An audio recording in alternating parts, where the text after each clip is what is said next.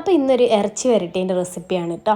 അപ്പോൾ ഒരു സവോള, ഒരു കഷ്ണം തക്കാളിയും 2-3 പച്ചമുളകും, ഇഞ്ചി വെളുത്തുള്ളി ചെറിയുള്ളി പേസ്റ്റ് ആക്കിയതും കൂടി ഒരു കുക്കറിലേക്ക് ഇട്ട് കൊടുത്തതിന് ശേഷം കേക്ക് വൃത്തിയാക്കിയിട്ടുള്ള 1 കിലോ ബീഫ് ഞാൻ ആ കുക്കറിലേക്ക് ആഡ് ചെയ്ത് കൊടുത്തിട്ടുണ്ട് കേട്ടോ. പിന്നെ ഒരു കൈപ്പിടി നിറയെ കറിവേപ്പില, ഒരു 1/2 ടീസ്പൂൺ മഞ്ഞൾപ്പൊടിയും ആവശ്യത്തിലധികം കുറച്ച് മല്ലിപ്പൊടിയും ചേർക്കുന്നുണ്ട്. ഇതിലെ മെയിൻ ഇൻഗ്രീഡിയൻസ് മല്ലിപ്പൊടി തന്നെയാണ്.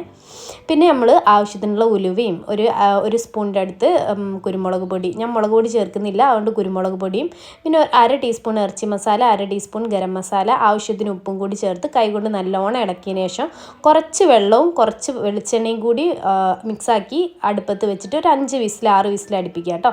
നമ്മളിത് വറവിടാത്തതുകൊണ്ടാണ് കേട്ടോ വെളിച്ചെണ്ണ പാർന്നിട്ട് നമ്മൾ അടുപ്പത്തേക്ക് വെച്ചിട്ടുള്ളത്. അപ്പോൾ ഇറച്ചി വരട്ടിയത് നല്ല സെറ്റായിട്ട് വന്നിട്ടുണ്ട്. അതിലേക്ക് കുറച്ച് മല്ലിച്ചപ്പും കൂടി തൂക്കി കൊടുത്താൽ ഇറച്ചി വരട്ടിയത് ഇവിടെ റെഡിയാണ്. അപ്പോൾ ഇന്നത്തെ റെസിപ്പി എല്ലാവർക്കും ഇഷ്ടപ്പെട്ടെന്ന് വരുന്നത്. മറ്റൊരു വീഡിയോ കാണുന്നവരെ ടാറ്റാ ബൈ.